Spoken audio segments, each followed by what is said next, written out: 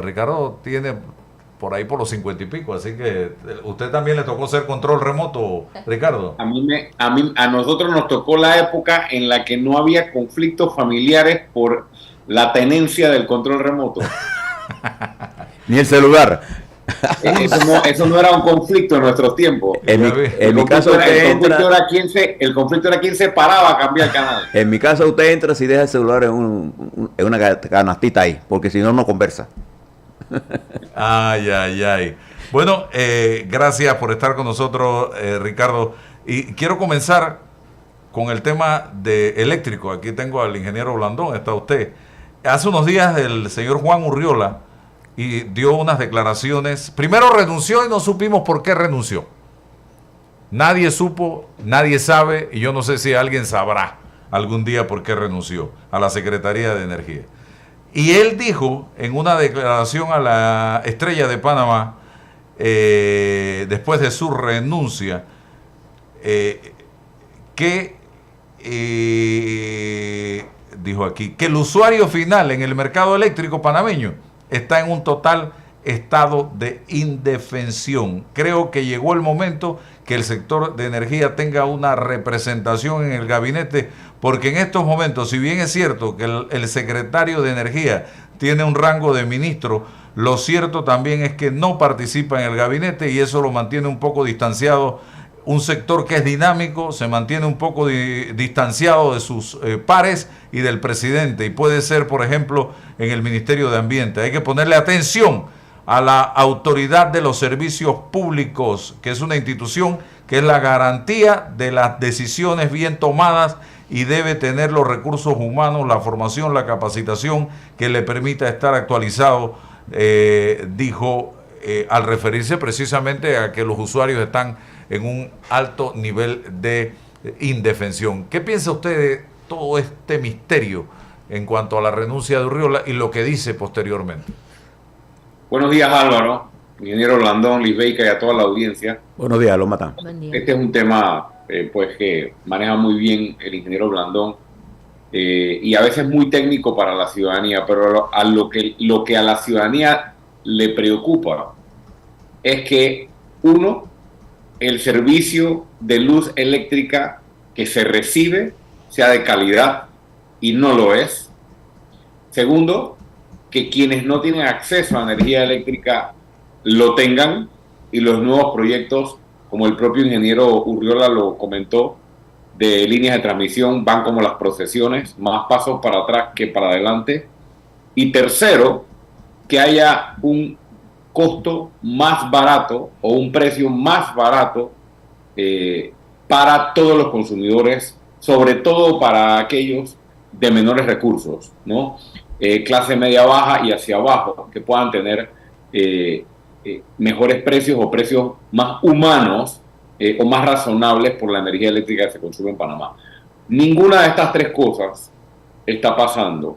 Y yo quiero hacer énfasis en que este tema es de alta importancia. ¿Por qué? Porque si se habla de mejorarle la calidad de vida a los panameños, que es lo que tanto ha cacareado el presidente Mulino y este gobierno, este es un tema que se debió atacar desde el inicio del gobierno. Y todos recordamos que antes de incluso tomar posesión, cuando estaban en la transición y luego de haber tomado posesión, el presidente de la República estuvo varias semanas bastante ronconcito con las empresas distribuidoras y con las empresas del sector energético, incluso con un daño que había tenido él en su residencia, no sé dónde. Amenazó, dijo, habló de que el problema se iba a resolver, que ya bastaba de los abusos, y eso fue como por 2 semanas, Álvaro, y el tema murió. No han hecho absolutamente nada para atender un tema que tiene impacto real, pero real en el bolsillo del panameño que está pasando trabajo. Entonces, el ingeniero Urriola, que era el secretario de Energía, renuncia. Al renunciar, dice palabras textuales o casi que textuales: aquí se están cometiendo errores, aquí se están cometiendo fallas y no se están corrigiendo problemas que le cuestan millones, no 3 reales, millones de dólares al cliente final, a todos los panameños, particulares, pequeños, medianos, grandes y empresas. Y no se está haciendo lo que se tiene que hacer para corregir. Lo dice el propio secretario de Energía, y además el propio secretario de Energía dice prácticamente la ASEP no funciona y no está funcionando para proteger los intereses de los consumidores, y además de eso no está corrigiendo los problemas que tiene que corregir en el sector. Entonces esto pasa como desapercibido en una noticia, simplemente queda allí. Y yo creo que ese tema hay que rescatarlo, Álvaro, porque no es cualquier persona la que está haciendo ese señalamiento, no son cualquier señalamiento o no son cualquier tipo de declaración simple la que está haciendo, sino que está poniendo el dedo en un problema importante. Y estas son preguntas que yo creo que los jueves hay que hacerle al presidente de la República. Y ojalá se permitiera, y ojalá el presidente no intimidara tanto a la hora de que los periodistas le pregunten, porque este es un tema que no solo hay que preguntarle por qué renunció, sino porque no han hecho nada para cumplir con aquella promesa inicial del gobierno y aquel cacareo y rofiadera, por decirlo así, que hubo por varias semanas de que aquí se iba a corregir el problema. Las empresas distribuidoras, para no hablar ni de generación ni de transmisión en este momento, las empresas distribuidoras no están cumpliendo. Y es tan fácil dar una instrucción de revisar los contratos para determinar si están cumpliendo o no, y si no están cumpliendo, tomar las medidas legales que todo el peso del Estado puede tomar, ya sea para aplicar las multas o para sustituir los actores o ampliar los actores y realmente darle a más de 500,000 de panameños, porque esto estamos hablando de un grueso de la población, lo que por tantos años ha anhelado. A el señor Urriola le preguntaron qué motivó su renuncia y no quiso decirlo, pero dentro de toda la entrevista fue un crítico de las cosas que están pasando en este país en materia energética, y se fue a la SED, se fue a ETESA, se fue al propio gabinete, que a pesar de que tiene rango de ministro no lo toman en cuenta al secretario de Energía. Él dijo: yo soy un alfil, pero un alfil que conoce muy bien el tablero de ajedrez de la energía, muy bien.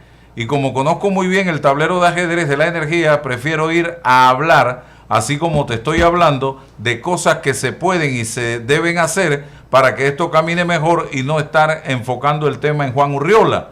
Yo prefiero invertir el tiempo en hacer docencia. Cuando le preguntaron, como dijo el presidente, ya renunció.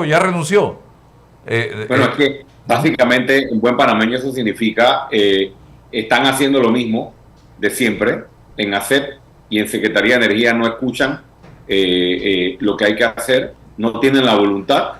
Aquí nada está cambiando ni nada va a cambiar. Lo que significa, Álvaro, que el presidente de la República, que vuelvo y menciono porque es importante hacer estas comparaciones, que sí es ronconcito con quienes lo adversan, no tiene las agallas ni tampoco ha tenido la altura de pararse del lado del pueblo panameño y defender los intereses del pueblo y poner el dedo en la llaga de los intereses comerciales y económicos que hay detrás de las empresas distribuidoras y romper situaciones de monopolio o de oligopolios que dominan en este sector para beneficio de la población. Eso es lo que está diciendo en pocas palabras, y como no lo van a hacer y no están prestando atención, bueno, entonces yo prefiero dejar el plumero, salvar mi responsabilidad. Yo creo que hay que indagar más, y ojalá indagaran con el presidente de la República de las graves y sensibles declaraciones del ingeniero Urriola. Habló de negociaciones de precios mucho más altos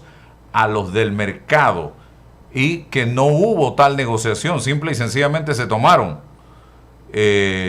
Habló de una empresa.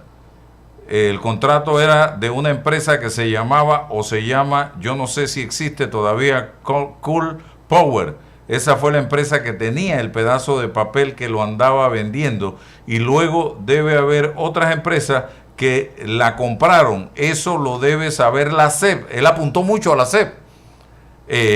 No, la SEP muerta de risa. Ajá. Entonces la SEP no ha dicho nada. La SEP muerta de risa. Recordemos aquí que estas instituciones como la SEP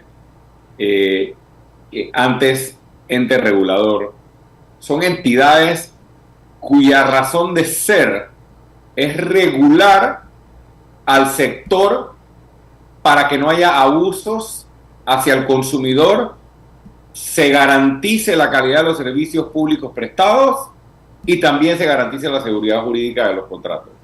Entonces, aquí tal vez con lo único que se cumple es con la seguridad jurídica de las empresas del sector, porque aquí no se cumple con la protección a quien recibe el servicio, que es el pueblo panameño.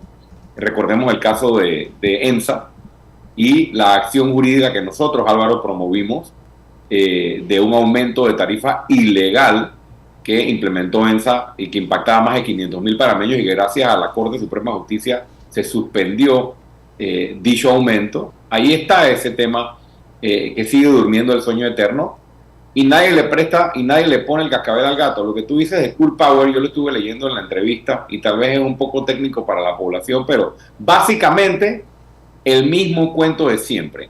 Hay un contrato hace 12, 13 años que lo revivieron y que gracias a que alguien lo revivió, un contrato que no tenía mucho sentido ni mucho sustento, los panameños seguimos cargando con una luz eléctrica carísima y de mala calidad porque alguien sigue haciendo un negocio. Entonces, ¿hasta cuándo, Álvaro, en el tema energético y en tantos otros temas, vamos a escuchar a nuestros gobernantes y a nuestros ministros y a nuestras autoridades hablar de los grandes desmanes, de los grandes abusos del pasado, de los grandes despilfarros del pasado, de los grandes robos del pasado, utilizando eso como excusa siempre, pero sin corregir lo actuado y sin que haya responsables ni consecuencias? Entonces, es un ciclo hasta que alguien venga y le ponga el cascabel al gato. Oiga, y de transparencia, ¿qué podemos hablar cuando aquí la colega periodista que entrevistamos casualmente la semana pasada en Noticias 180 Minutos,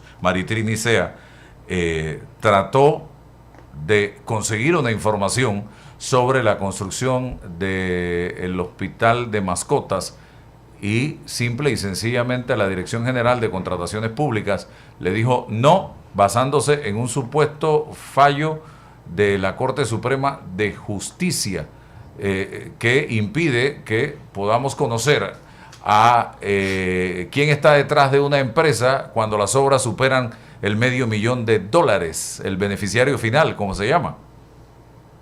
Escuché parte del programa y yo felicito a la periodista Maritrini Sea y también creo que escuché declaraciones del abogado Publio Cortés. Sí, aquí estuvo. También me parecieron muy acertadas.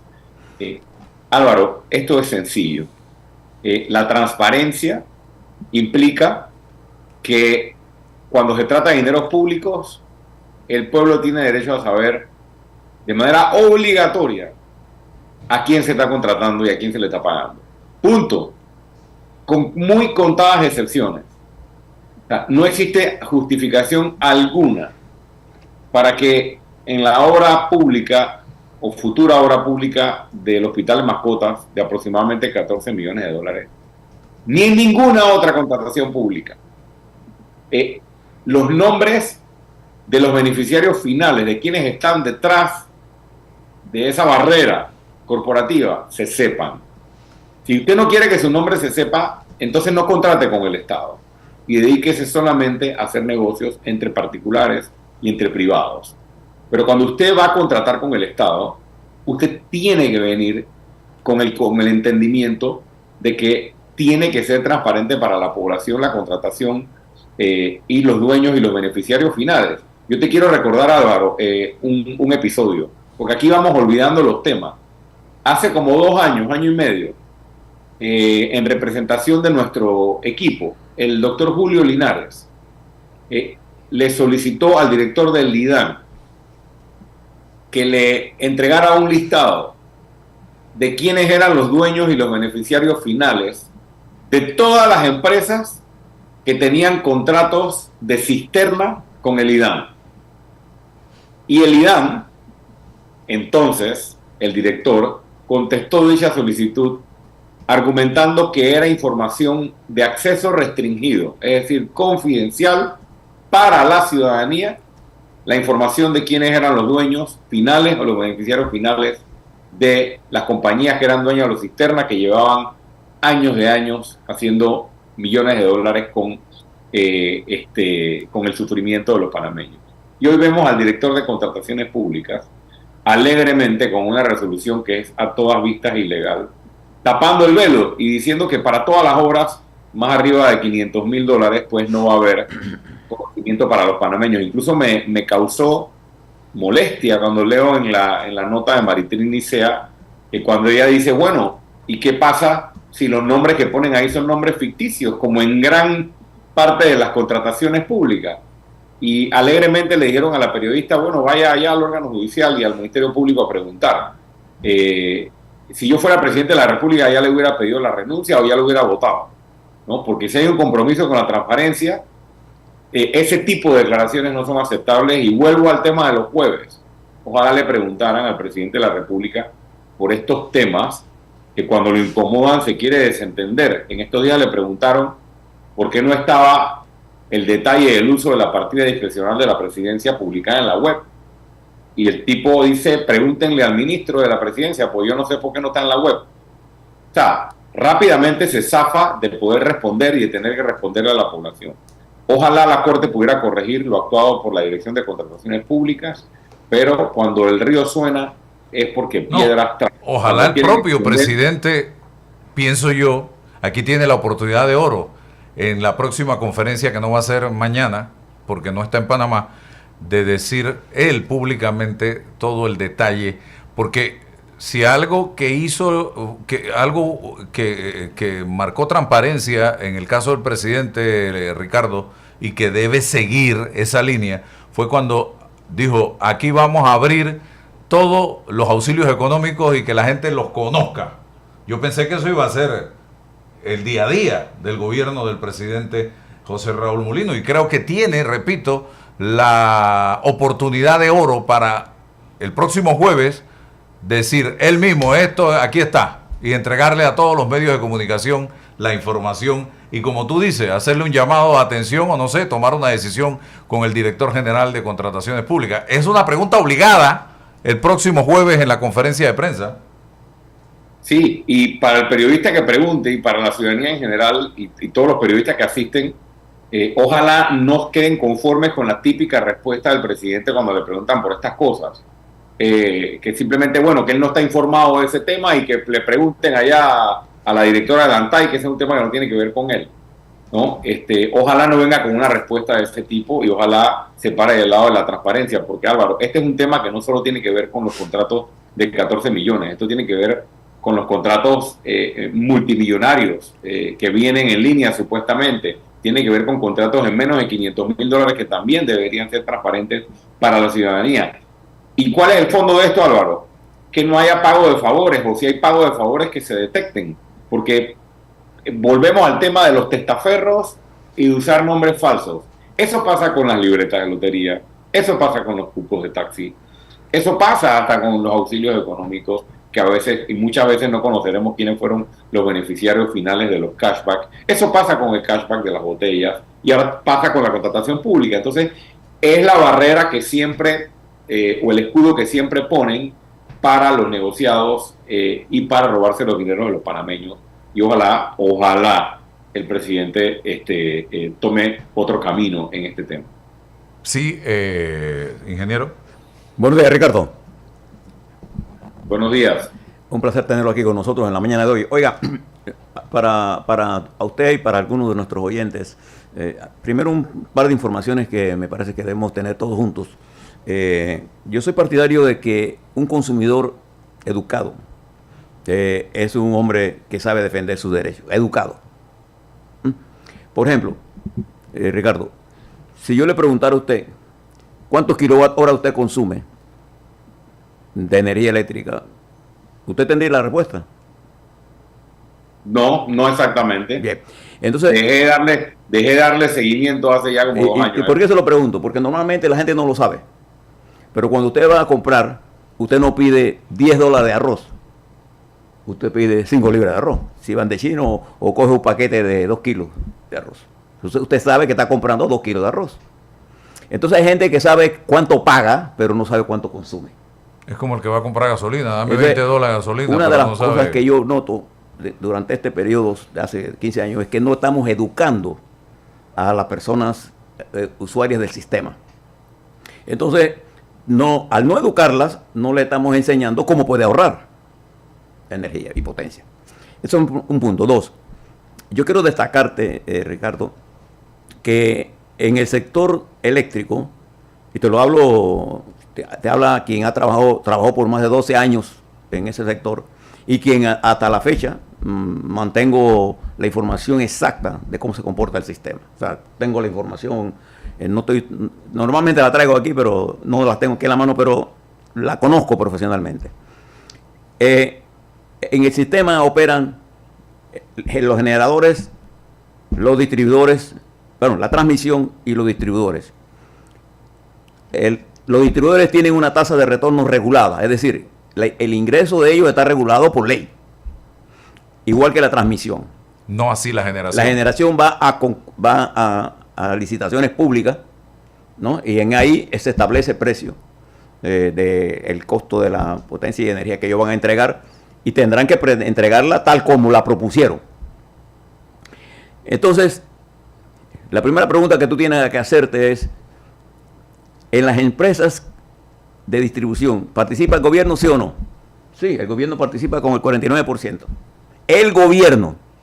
Si hay alguien que sabe cómo funciona el sistema de distribución, ese es el gobierno, porque él tiene 49% de las acciones y tiene miembros de la junta directiva allí.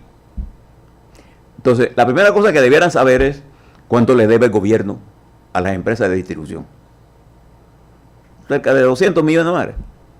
Entonces, las empresas, para poder pagar la energía que compran al sistema, tienen que pedir préstamo. Y la tasa de retorno se ve afectada por eso. Es una cosa que nosotros tenemos que entender. La SEP, la Autoridad de los Servicios Públicos, es la encargada de la regulación, como usted bien lo ha señalado. Y ella es la que tiene que hacer cumplir la ley. No inclinando la ley a favor de los empresarios ni de los usuarios, sino aplicando la ley, punto. Que tiene la razón el que tiene la razón. ¿Cuál es el problema que tenemos? Que la calidad del servicio, en cuanto a que usted como usuario presente sus reclamos, ha disminuido mucho. La calidad del servicio que recibe el usuario ha desmejorado mucho. Y la calidad el control del despacho de carga también ha desmejorado mucho. Que es el despacho que controla el precio que usted tiene que estar pagando. Lo que te quiero plantear con esto es que es importante mirar el sistema, porque no sé por qué renunció el ingeniero Juan Urriola, que trabajó conmigo en el IRRE bajo mi mando, y lo conozco perfectamente bien. Él sabe del sistema eléctrico. Yo sé del sistema eléctrico y sé de economía eléctrica, de lo que importa al final del día. Entonces nosotros en Panamá, el sector privado panameño, Ricardo, el sector privado panameño y extranjero, ha invertido en el sector eléctrico cerca de 11,000 millones de dólares desde la privatización a esta parte. 11,000 millones de dólares hemos invertido. Hoy Panamá tiene una matriz de generación que garantiza el suministro de energía y potencia. Fíjese lo que está pasando en Costa Rica, lo que está pasando en Venezuela, lo que pasó en Ecuador. Donde Ecuador está gravísimo. Cuba, el 40% está apagado. Cuba, ¿no? Mira lo que está pasando en Venezuela. Entonces, nosotros sí tenemos que hacer algunas mejoras serias en el sector eléctrico. Y la primera cosa que tenemos que hacer es que nosotros no necesitamos la Secretaría de Energía. Porque quien define la política económica del país es el Ministerio de Economía y Finanzas. Antes eso era parte del Ministerio de Economía y Finanzas. No necesitaríamos tener una Secretaría de Energía si tenemos un Ministerio de Economía y Finanzas que defina la política, cuáles son las inversiones, etcétera, y una autoridad regulatoria que haga el trabajo. Que haga el trabajo y un sistema de transmisión que tenga las inversiones necesarias. ¿Qué está ocurriendo, Ricardo?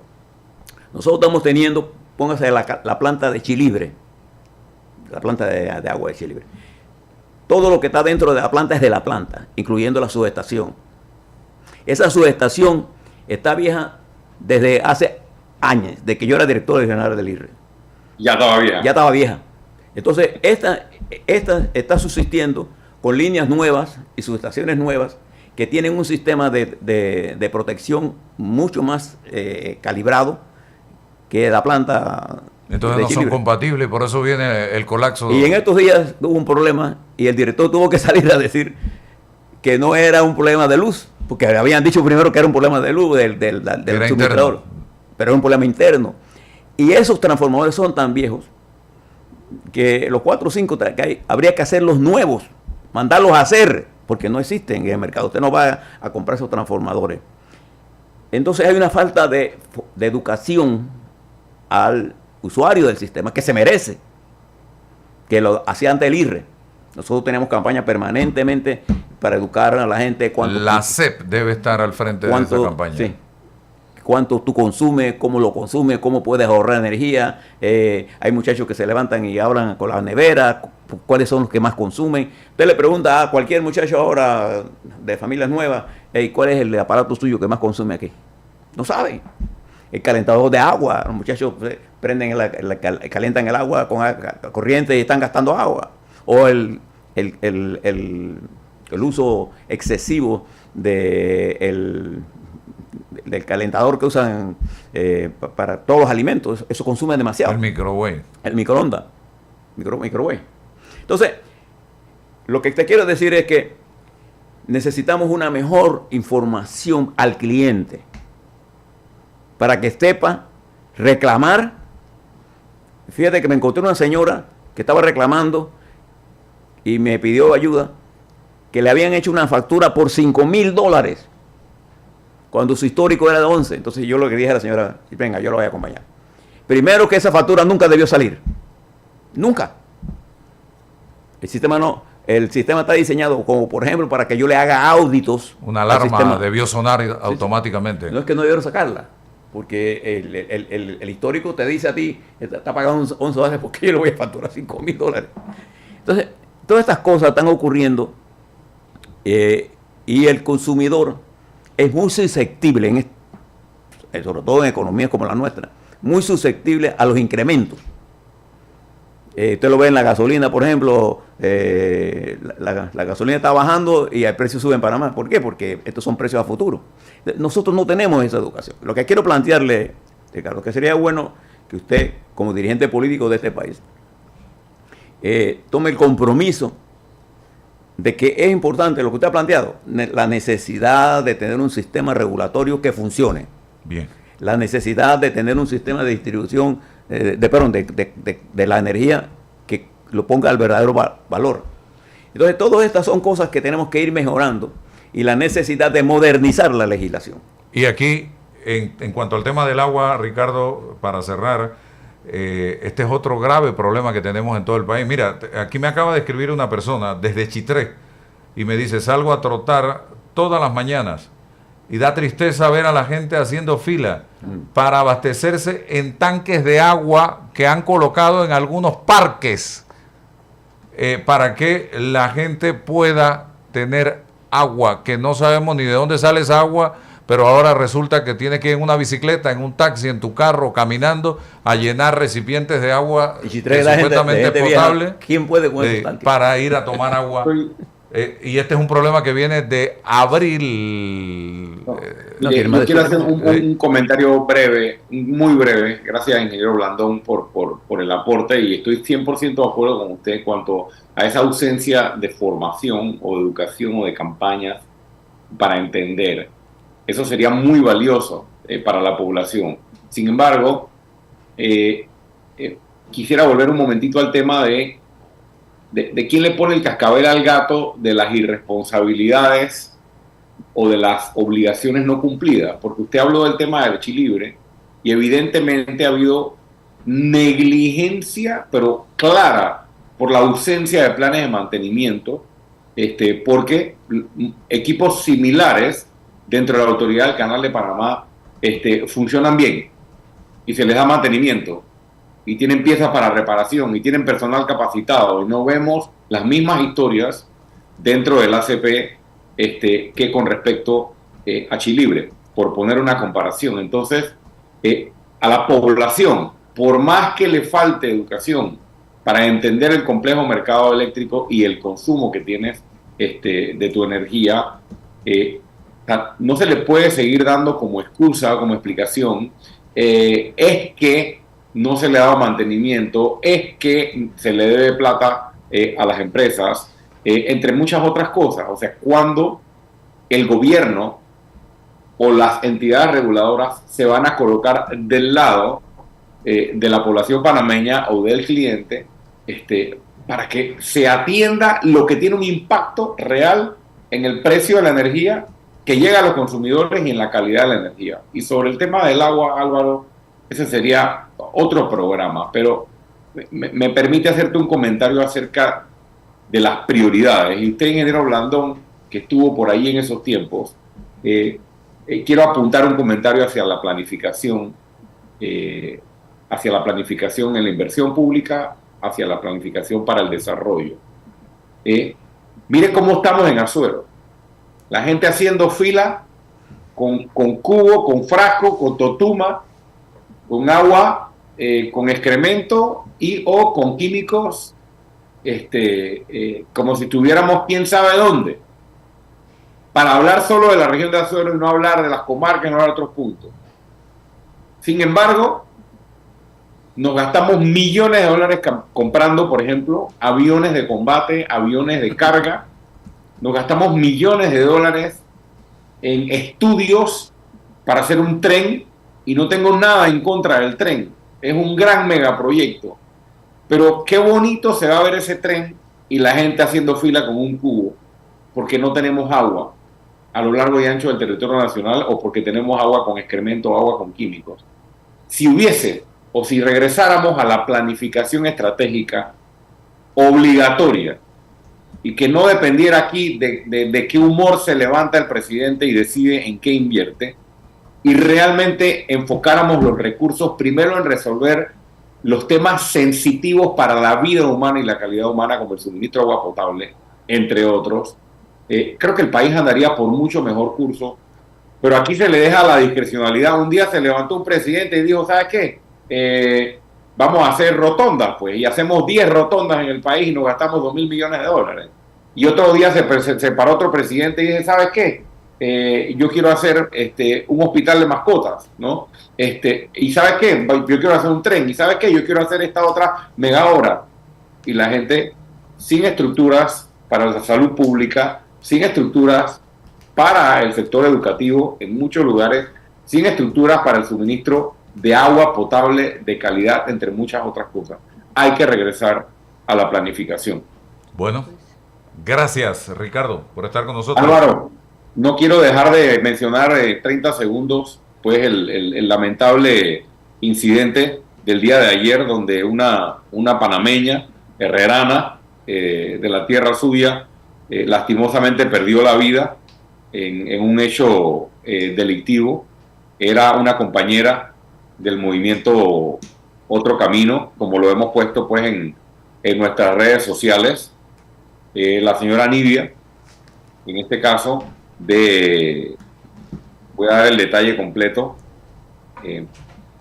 del corregimiento de Cabuya, en Parita, que perdió la vida, lastimosamente, a causa de un robo de malhechores que iban a robar, me imagino, querían entrar a su residencia a robar.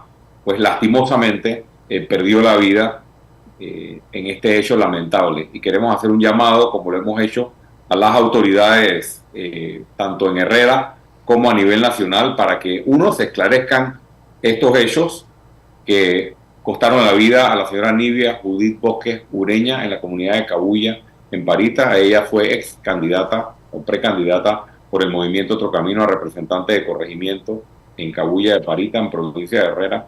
Y lamentable, porque mientras el presidente viaja y pasea supuestamente para traer mejores días para el país, los problemas que realmente afectan la vida de los panameños siguen cobrando vidas, y hay que ponerle atención, porque hasta el sol de hoy no conozco, y los panameños no conocemos, el plan para combatir la delincuencia que sigue creciendo en el país y que en este caso lastimosamente cobró la vida pues de una compañera del movimiento Tocando.